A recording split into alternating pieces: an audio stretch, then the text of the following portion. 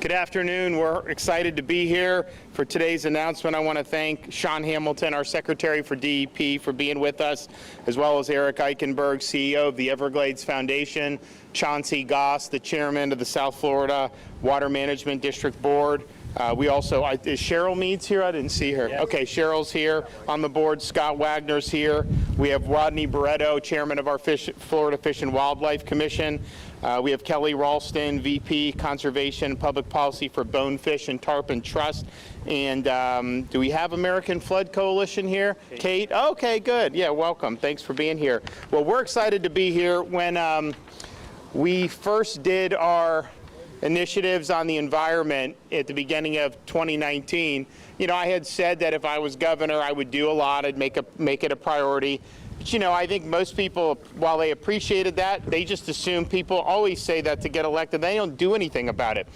So we came in and we set a bold vision right off the bat. It was very ambitious in a number of respects, policy-wise, all that. But funding, we were proposing that over the 4 years, we would do $2.5 billion for Everglades restoration and water resources. And that was $1 billion more than what had been done in the previous 4 years. And so I think a lot of people were like, great, we appreciate the thought, it's a great idea, we just don't think it's likely going to happen. And so we went out systematically for the last few years, pursuing the agenda, getting legislative buy-in, and the result has been we've actually secured more at this point than we had initially even promised to do. And what I'll announce today will put us far beyond that initial goal. So they say under promise and over deliver. Well, I think what we did, I think we over promised, but we still over delivered, and that's even harder to do.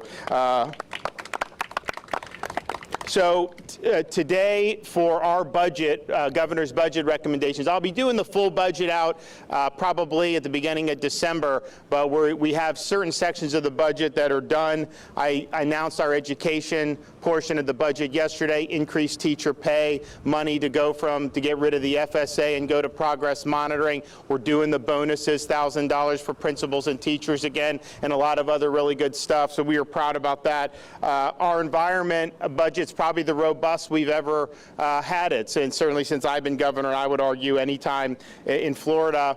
Part of the reason we're able to do this is because the state is strong. The state's on good financial footing. We kept Florida open when many people were criticizing us for doing that. The result has been we saved hundreds of thousands of jobs, thousands of businesses, and we've got revenue coming in strong because we have solid underlying dynamics in our economy. And so we're proud of doing that. So today, I'm happy to be able to say in our budget recommendations, we will have more than $960 million for Everglades and water quality funding, which is far more than anyone thought we could do. So our goal was, ambitious goal, was $2.5 billion for those items over 4 years. If we're able to get something similar to this enacted in the next legislative session, we actually will hit about $3 billion. That means in these 4 years, we will have doubled the amount of money going to Everglades and water resources compared to the previous 4 years. So that's a huge sea change, and we're proud of that. Of the $960, $660 million will be earmarked for Everglades restoration. $175 million for targeted water quality improvements, $40 million for alternative water supply grant program, $50 million for our continuing efforts to restore Florida's world-renowned springs. We are increasing the amount of money for python removal. So we're now doing $3 million, and I told them, I'll do more. If there's new gizmos that come out that'll find these things easier, I will fund that. And so this is just kind of a placeholder. I told Rodney, let us know as things go on if there's anything more that we can do. Because one, I think people just want to go in and find the pythons. People like doing it for sport. It's a big deal. People come from all over the world to do the pythons. But I also think it makes the Everglades much healthier to get these things out of there. They don't belong there. They should have never been there in the first place. But they're very, very difficult difficult to find, and so anything we can do to help. We also have $35 million to combat harmful algal blooms. So that includes blue-green algae as well as red tide. We'll have $15 million for innovative technologies to combat both red tide and blue-green algae. But 5 years ago when you had algae, you just had to kind of hope that it went away. Now we have people that can go in and treat this, and actually it's worked very well. I've had companies come in over the last couple years, and so we're proud of that. And there's more things being developed. Our red tide research, we have Moat Marine, millions of dollars every year we're giving them. We have the FWC Center for Red Tide. All of that stuff is getting money. More and more stuff is being looked at to be able to, red tide's natural, so you can't say you'll prevent it from ever happening, but to mitigate it, I think is something that we're getting very close to having some effective things. We also are increasing aid to local government. One of the things we found when we had red tide, particularly this past year, if you go in and clean it up quickly, that makes a huge difference. And so we put millions of dollars in there in aid to local governments to be able to help them with that. The result was, it'd come in, it would be bad, you get the cleanup, and then it would be much better quicker than it otherwise would be if you didn't do those quick actions. So we're going to continue to support our local communities with that. We're also going to be, last year we did really something that was path-breaking, a program called Resilient Florida, which really aims to assist different parts of the state in protecting against flooding and storms and all the things that we have to deal with as part of a coastal, low-lying state. And so we did over $625 million in the first year. This year's budget, I'm happy to say, we're going to be able to do another $550 million. So that'll be over $1 billion of effective seed money to be able to do, and these will be projects that local communities will put in money for. We'll then put in money in addition to that. And so you're talking about things to protect coastlines, to protect against flooding. We have $50 million for planting and coral reef protection. So this is a lot of stuff that I think that's really, really important, and we're happy to do it. We also, apart from all of that, going forward, we now in statute have earmarked a certain amount of money every year recurring from the dock stamps that come in for the Resilient Florida program. So I think it's about $130 million just naturally. Obviously, we're using that in here, but we're also doing more. So we're happy to be able to do that. So all in all, I mean, this is a lot of really, really good stuff. We're excited about the progress that we have made, but we know that there's a lot more, that we have to do. We have the Army Corps that is working on the schedule for regulating Lake Okeechobee. When I became governor, I went and worked with the Trump administration. I just said, look, we're putting our money where our mouth is. We're making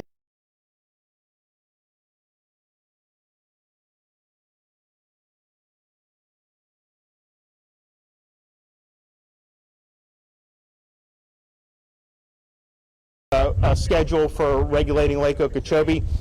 When I became governor, I went and worked with the Trump administration. I just said, look, we're putting our money where our mouth is. We're making the investments. We will have the infrastructure in place. It just doesn't happen overnight. So we're going to have that to where we can mitigate these discharges to the Caloosahatchee and St. Lucie, and we'll get more water moving south. And actually, South Florida Water Management, they're moving a lot more water south than they used to be able to do, and we're going to do more. But if that lake could be managed a little bit differently, particularly in the wet season, so that they're not sending all this algae out to the coast, that would really be a more balanced approach that would be good. And the result has been really over the 3 summers I've been governor, we've had relatively minimal discharges compared to what we have seen before.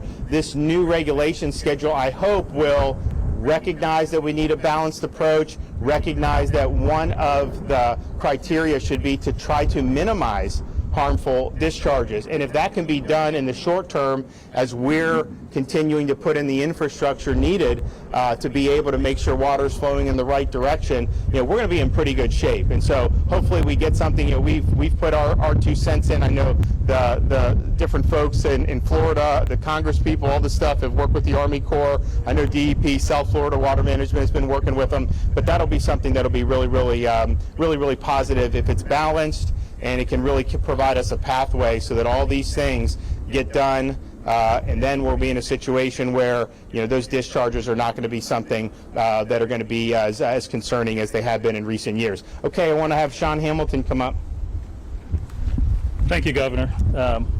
As the new secretary, I would like to take credit for this budget, but we know it's because of his great leadership and his vision and the bold commitment to our environment. It's the reason we're here today. And I just want to say, you know, it's an honor to obviously to be a secretary at the time when you've got the support of funding, but also when you got the partnerships like I see out there today. I would like to acknowledge our Chief Science Officer, Mark Raines, who is here today, who leads the Blue-Green Algae Task Force, again, who played a critical role in some of the foundation of some of the programs we'll talk about.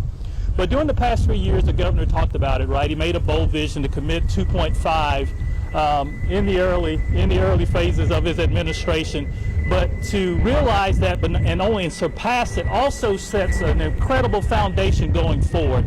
And so our goal is to deliver on that commitment and continue to make sure we're good stewards of that funding and make sure we do more now for our environment.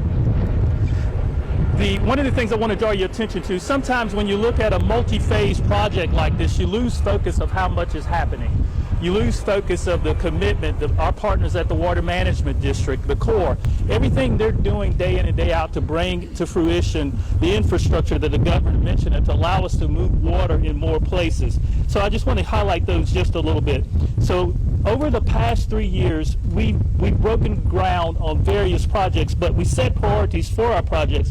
So within that scope of just those few years of the governor's administration, 37 Everglades restaurant projects have broken ground, hit major milestones of finished construction. Again, that's 37. And again, it's to me, I kind of view that as a generational pace. I feel like now we're on a pace that really sets us to a vision, to a milestone that at least in our lifetime, we'll start to see some of the vision that's been dreamed about for so many years as this infrastructure comes online. And in 2022, as a result, in 2022, we will, under the governor's leadership, we will have broken ground on 15 of the most critical projects associated with the Everglades restoration. Again, I can't speak and I can't communicate to you the importance of moving those projects forward and the commitment and how that realizes the value for all of South Florida as we're able to move water more effectively. Additionally, we have implemented water projects to restore springs, all of our critical infrastructure, advanced wastewater infrastructure that will remove nutrients from our waterways. We've also utilized grant programs to help communities do things like septic to sewer conversions, all of which will add to the role of removing nutrients from our waterways so we can have better and cleaner water as we look into the future. Governor, thank you for your leadership. I want to thank you for your bold vision. Again, as we look to fortify our environment for the future, and we look forward to supporting you and the legislature in this upcoming session. Thank you. Okay, thank you. Okay, Eric Eichenberg, Everglades Foundation. Thank you, Governor. It's great to be with you all this afternoon. What a beautiful backdrop to be celebrating yet again the importance of America's Everglades, a national treasure right here in our own backyard, and to have a governor who is once again delivering on a promise. I go back to it's great to see some other guests here. I go back to January 10th, 2019, where the governor laid out a very bold set of efforts, promises, commitments to our environment, commitments to the Everglades, and 1,042 days later, here we are on the banks of the River of Grass, America's Everglades, where once again he has stood up and said that we are going to invest critical dollars to build infrastructure. This is water-based infrastructure. This is natural infrastructure. This is infrastructure that we need for our water supply. A third of the state relies upon the Everglades for drinking water alone. And this governor has done it time and time again. And not only did he call for this type of funding, the type of funding that will build a reservoir south of Lake Okeechobee that has been 21 years in the waiting. And it wasn't until Ron DeSantis said we were going to make this a priority, and he's done that. He did that by appointing the men and women who make up the governing board of the South Florida Water Management District, who are doing a tremendous job to implement this comprehensive Everglades plan. And this plan that was signed in 2000 set out a 30-year time frame. Under this governor's leadership, we are in that third and hopefully final decade to restore America's Everglades and pass it on for perpetual protection.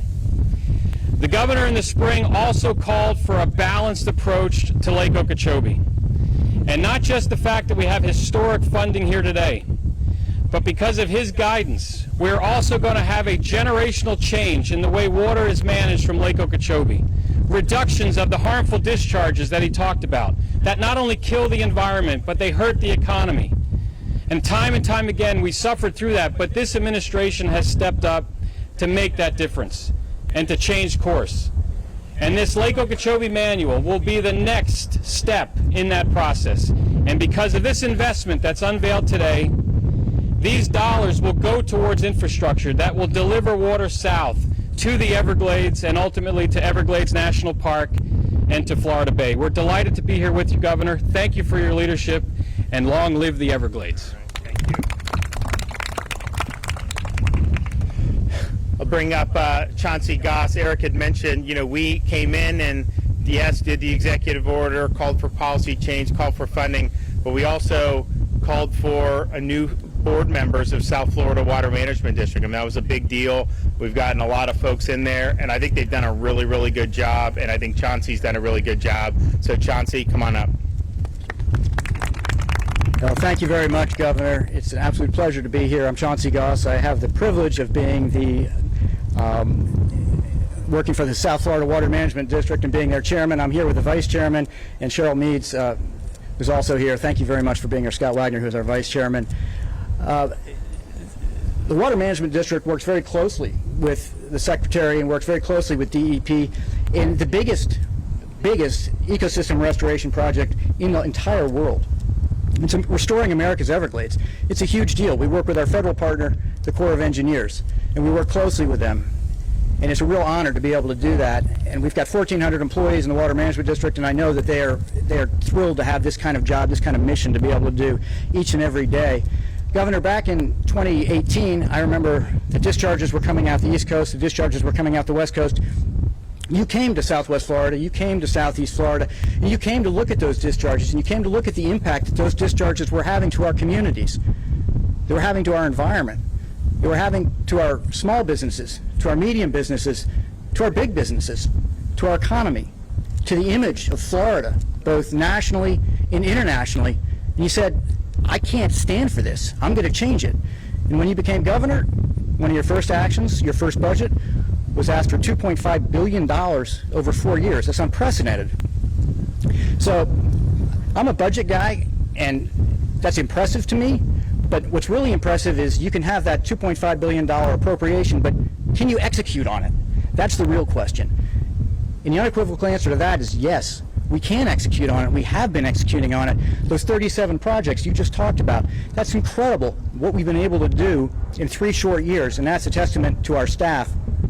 We've also been able to acquire 20,000 acres of land behind us that was in the Everglades that could have had oil drilling on it. It's not going to. We've also been able to put together a task force to deal with rapid reaction to blue-green algae.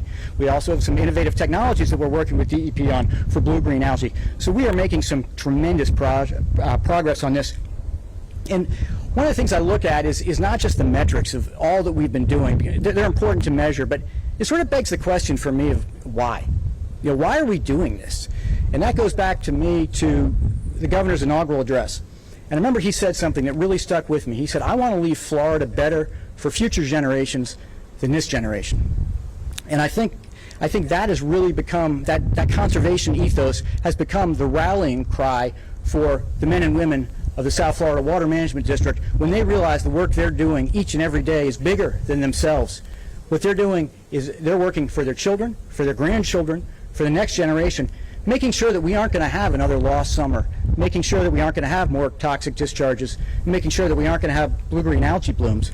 So we've been making real progress thanks to this governor, and I can't thank him enough for that. It's easy to work for someone who's as driven as he is. He mentioned LOSM. It's the Lake Okeechobee System Operating Manual. He's shown incredible leadership on that. He got out in front and said to the Corps of Engineers, this is what the state of Florida wants. We want fewer discharges east, we want fewer discharges west, and we want to take that water that's behind me, and we want to move it to the other side of the street. It's simple. The Corps has got its marching orders from the governor. We'll see what we come up with later. I feel very confident. I don't think that the momentum we have is any accident. Momentum doesn't happen in a vacuum. It happens as a result of incredible leadership, and that's what we've had. It's an honor to be able to work with this governor in restoring America's Everglades. So thank you, sir. Okay. Well, we're excited to be able to continue to press forward on this. I think we've made a tremendous progress. We're going to continue to do that, and it's exciting. And we've, as the Secretary mentioned, we're ahead of schedule on a lot of these key things, and that's something that you don't see too often. So we're really proud to be here, and we're really just excited to be able to make a difference in a state that is really unique in our country. And people come here for a variety of reasons, but one of the reasons is they want to see the natural beauty that we have. So this is something that's integral to our way of life. It's integral to our economy, and of course, protecting it's the right thing to do. So we're going to do that. Okay, you got any questions before I hit the road? Yes, sir. Governor, you've always been consistent with the whole environment from the time you were elected, but recently critics are quick to point out that these announcements feel like campaign stunts, like what you saw yesterday at the Freedom Tower and today. They're also criticizing you for not being in Tallahassee for the special session. Can you answer those? Well, I think when we're doing these, we've been doing this, these great announcements from the very beginning. What happens was, when I became governor, I made these announcements. People are like, oh my gosh.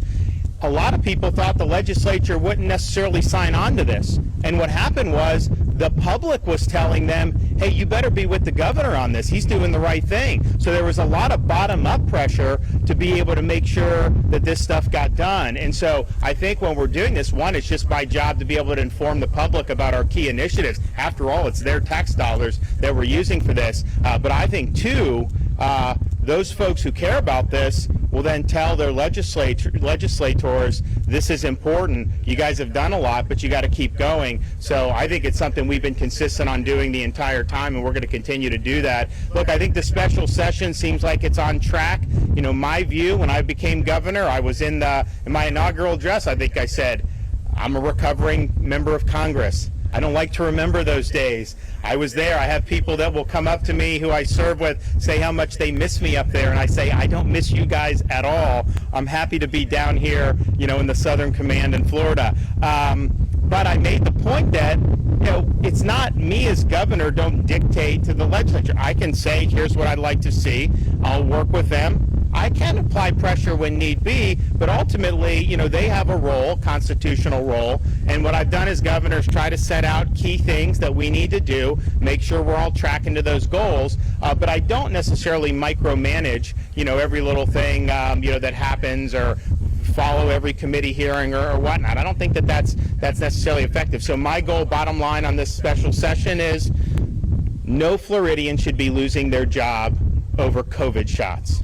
Okay, that's a personal decision that people should be able to make.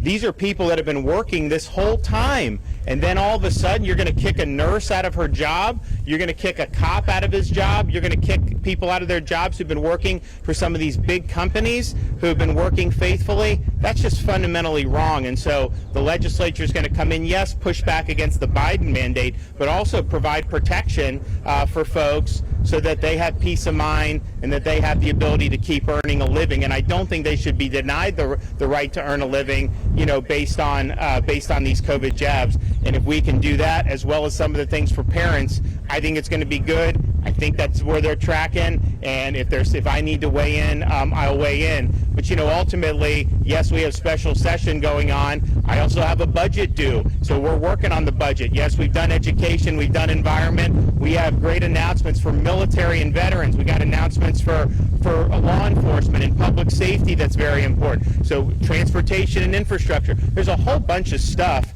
that we're working on, and we want to be able to provide to the public. So we're going to be doing that as much as we can. And look, if people aren't for this, what we're trying to do, that's fine. They should just tell folks that they're not for restoring the Everglades. They should tell folks they're not for clean water. They should tell folks they're not for building the type of infrastructure that's going to make sure Florida, has great plumbing, effectively natural plumbing that sends the water where it was supposed to go. I'm for all of it. I think it's important for the state, and we're going to keep advocating for it. All right, we'll see you guys. Take care.